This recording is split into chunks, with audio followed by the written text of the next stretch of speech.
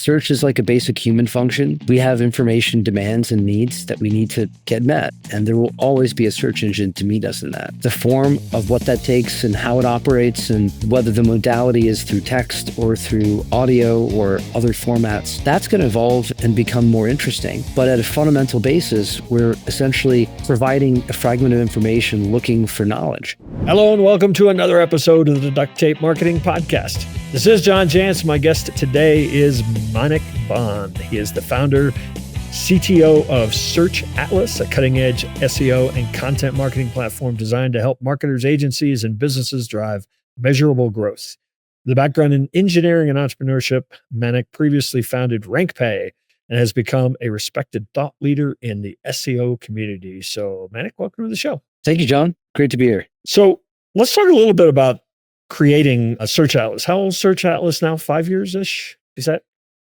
I think the first line of code I wrote about seven years ago. 7 years ago. Okay. So a lot's changed in that approach in SEO necessarily. So kind of how did you approach, or maybe even a better question, why did you think a tool needed to be built, for SEO purposes? What was kind of your founding thinking of this? Yeah, good question. So with my first tech company, we were in the live entertainment ticketing space. And if you don't rank on Google, you don't exist in that industry. Right. It's like the largest ticketing company is actually Google. It's not Ticketmaster or StubHub. It's Google, because you go to Google to then find those tickets. So if you're not on Google there, your business doesn't exist.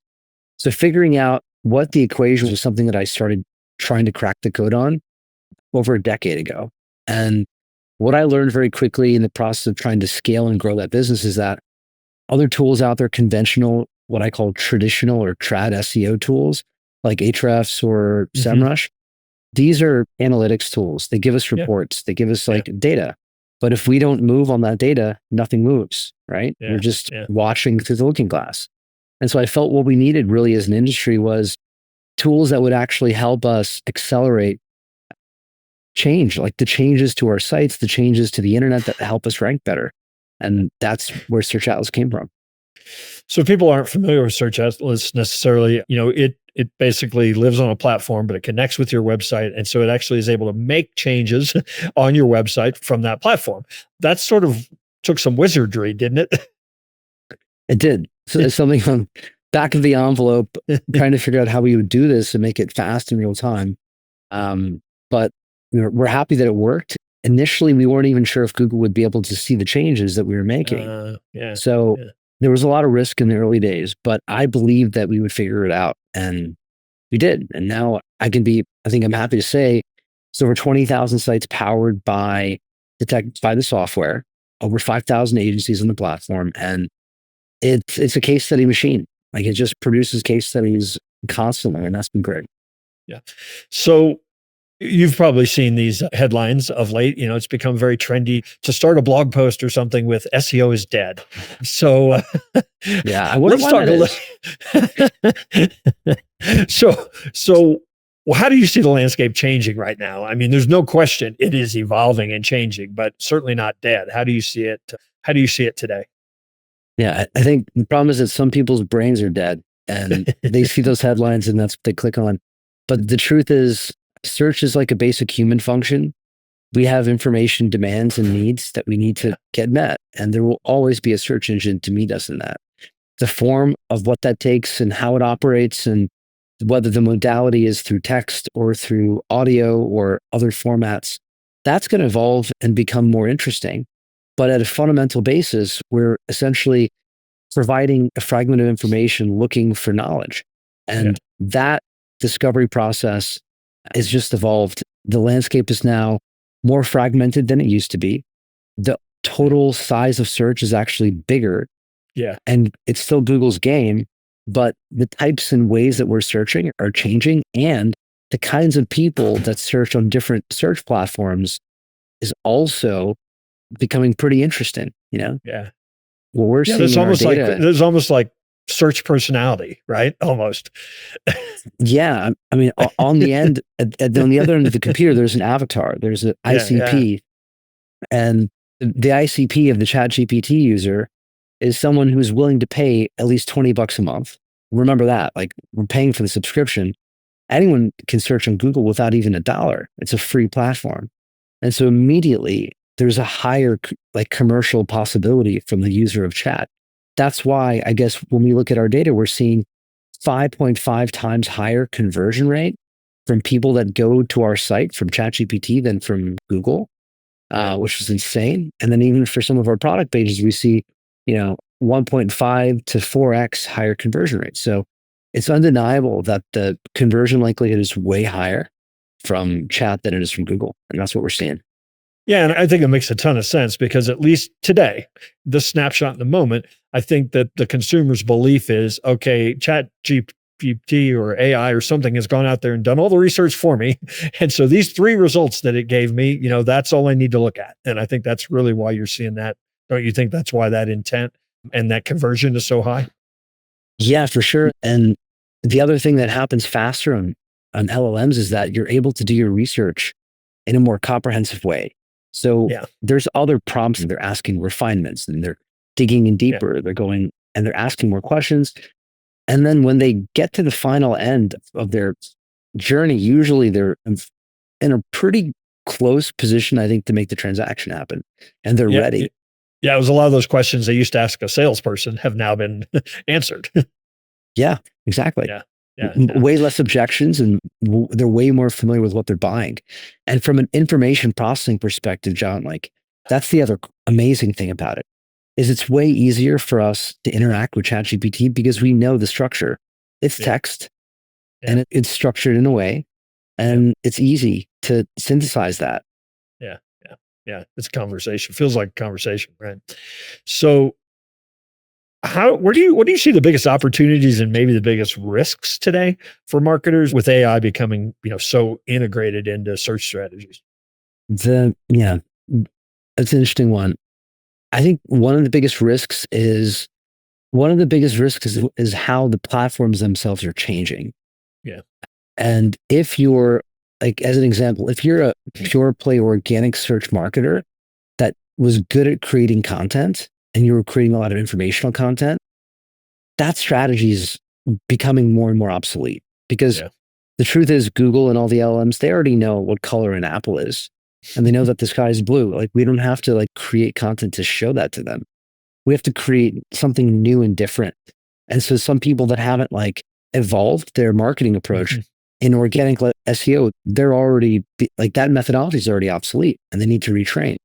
So I think that's like a risk is obsolescence. Like if you're not watching podcasts like this and reading up and actually applying the knowledge, well, you're using an obsolete blueprint that's living in, hopefully not Windows 95, but like, an out of date era. Yeah. So that's a risk. Yeah. And the platforms themselves are changing a lot. So like what used to work 2 years ago on Facebook, for example, I remember buying mobile app installs for my first tech company for less than $1 by scraping the Facebook user IDs and running custom audiences. They closed that loophole. So just how the platforms work, their opportunities, that also changes. And it's changing faster with AI now than it was before. So you described a lot of that how-to content. The theory was very top of the funnel, get people to my website, that kind of thing. The common advice that I'm hearing a lot of folks are giving right now is that our content strategy needs to be more around winning high intent searches, which I think people would say we've always wanted to do, right? But, that person that's out there searching for, best person to do X is a better searcher. But how do we optimize our content for that type of probably more competitive search? Yeah. So it starts with really understanding your like the central topic or the primary keyword of your business and being really laser clear about that. So for example, for Search Atlas, some people would say it's SEO. No, it's actually not SEO. If it's SEO, then it's SEO automation. And not just SEO automation software, right? Or maybe it's marketing automation software. The problem becomes, first off, when people begin the process from the wrong starting point and they don't really understand what's called like their primary keyword or their central search intent. So that's the first thing. And what we do, because we also have an agency and we take on a lot of projects from people that have worked with other agencies that did the content process wrong. And Mm. they didn't understand what it was that this business was actually selling. And they created, as an example, for a cardiologist in LA, an article about, did Donald Trump have a heart attack? Well, like, I get the concept of a heart attack and Donald, like, that's somehow related to cardiology, but that has nothing to do Yeah. with cardiology in Los Angeles or the service or the practice of it. And so when people take that path and they don't do the right content strategy, they confuse Google about what the site is actually about. Yeah. And that is the part that is devastating. When they increase the site's focus score, which is a metric Google is quantifying, when they reduce its focus score, when they increase its radius, when the site gets, topical radius grows large, it becomes unable to rank for a core topic. And that's like the mathematics of how they do the demotion. That, I think, is the biggest problem with content strategies today. Yeah, you see a lot of people that write these things that get a whole lot of eyeballs, and then when you really start drilling into it, it's like, well, these aren't people that would ever buy from us, you know. Right. And so it's almost like you're hurting yourself, you know. Yeah, great, we got lots of traffic, but you're actually hurting yourself. So how should marketers, let's broaden beyond SEO, be thinking about AI today, and certainly as it plays into your tool, Search Atlas, as well? Probably the common thing anyone's going to say right now is like, learn more AI, like Yeah, get more yeah, into the tools, practice it. And so I don't want to just say that. I like to come up with kind of my own little unique flavor or angle on it. And what I would say is, create gatherings of people either on your team or people that you respect in the community, and do your own hackathons. There's mm, way more power when a group of people collectively approach a problem together in, like, in the real world, by the way. I'm not talking about Zoom. I'm talking about in the real world. We do hackathons with my team, and I fly out all over the world to meet different clusters of our team, and we lead hackathons for like 4 days, 5 days. We all stay in the same place. Then we build, and at the end, we come up with a couple different things we've created together. In the process, though, we all become masters of some type of use case around AI in that process. And sometimes we'll even bring in people that I know that are experts in a particular discipline. And so if you don't know those sorts of people, go find them and mhm. make friends with them and learn as much as you can, not just from what's online and on YouTube, but from real experts, like, that you can become friends with. So there's a lot of common, the whole idea of quality versus quantity. And I see a lot of people looking at AI and saying, "Oh, look, I can produce 10 times as much content, in the same amount of time." And I think the flip side of that is I also think you can look at these tools and say, no, I can produce way better content in maybe the amount of time because I can go so much deeper. I can have access to stats. I can have access to, reports that people have written and be able to pull quotes from other people. Is there a quantity versus quality kind of best practice or advice that you give people?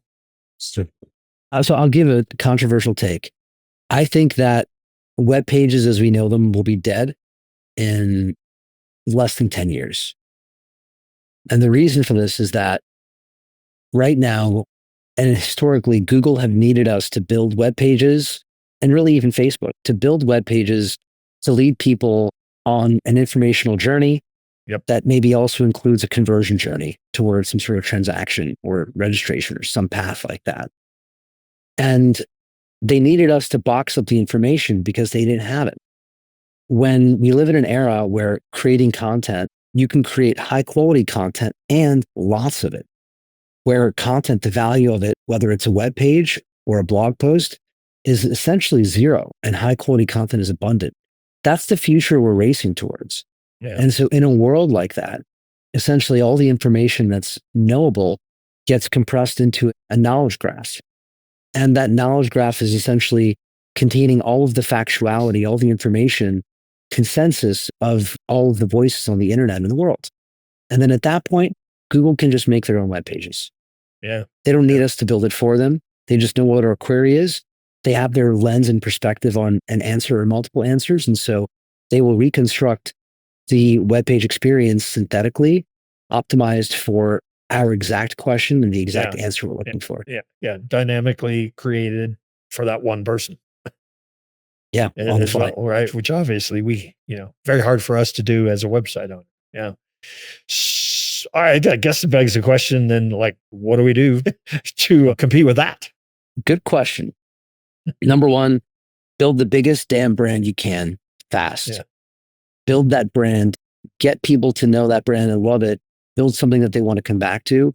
Use your resources to create a true brand. Ultimately, all of these search systems are essentially trying to identify the brands. Larry Page said famously that the internet is a cesspool and the brands are the signal and the cesspool. That's literally what he said. And so, what does a brand look like? Well, brand looks like people coming to you, your website, to your assets consistently for a single purpose and for them to have a high recall amongst you and your competitors. Get to that point. Even through traditional methodology, just get there because ultimately that's the signal you can't fake. One of the things that I'm seeing a lot go on, I've been doing this for a very long time. The first kind of round of digital was like, once these other platforms started popping up, it was like, go there, top of the funnel, get some exposure, but drive everybody back to your owned property, your website, your email list, right? I'm seeing a lot more. I'm seeing a lot more people that are investing in YouTube channels and in LinkedIn newsletters that are kind of rented space, but that the entire conversion journey is actually happening in some of those rented places without necessarily, sending people back to your home. So how do you feel about that kind of rented versus owned I think change we've that always, seems to be going on? yeah, I think we've always lived in a rent world. It's always Yeah, been rented. We just maybe didn't want to believe it because even ranking on Google, that's also rented, right? We're yeah, renting it. We could lose sure. it if we make a mistake. The exception to this would be Amazon, but even Amazon has parts of its business that are rented. And so I think it's becoming comfortable with the fact that across all areas that we have visibility, we will always be competing with our competitors there. So that means at the core of what we're doing, we can't just use crony marketing techniques to box out, the bad guys and just keep in the good guys. Good guys have to become better. Good guys have to like keep evolving the state of the art in our craft so that we stay competitive. And like, I mean, that sounds like the most obvious thing, right? Like we just can't, but I think that's what it is. And There's no if you build silver bullet something, in that, though. no, there's not. And it's Yeah. different depending on what industry you're in. But Yeah, yeah, ultimately, yeah, I guess, and I always hated like the Kevin Costner, if you build it, they will come like yeah, mentality that Google have. Like I've yeah, always yeah. hated it.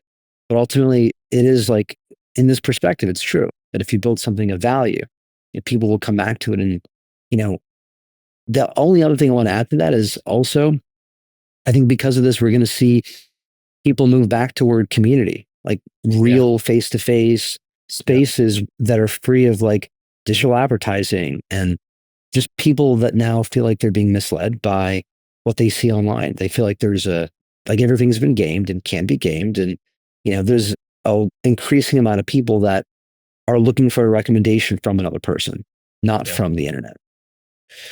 So, last question. I always love to end on kind of a personal question. Looking back at kind of your entrepreneurial journey, any lesson that you wish you'd learned a little earlier as a founder? Don't be afraid to fail and Yeah, fail more, like fail harder. Uh, I think I I had my days of like couch surfing and crashing in New York City in the early part of my startup journey when I had no money and I hit zero twice. And like I think we need to celebrate that more and like be comfortable and support people who are there.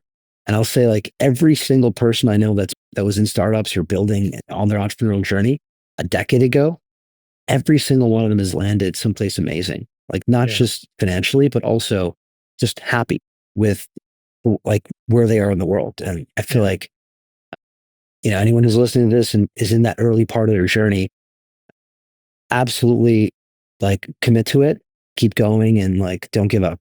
You know, you'll get there. Like it will happen. Got to keep taking swings, right? Definitely. So, Manik, is there some place? I appreciate you dropping by today. Is there some place you'd invite people to connect with you, learn more about Search Atlas, everything you're up to? Yeah. Easy person to find online. You can find me on Instagram at Monik Bond, at Monik Bond. I've also got a YouTube channel. If you look up a Search Atlas on YouTube, we do like weekly webinars and Google challenges and train people how to get better rankings on Google using holistic SEO. Awesome. Well, again, I appreciate you stopping by, and hopefully we'll run into you one of these days out there on the road. Awesome. Thanks, John. Appreciate it.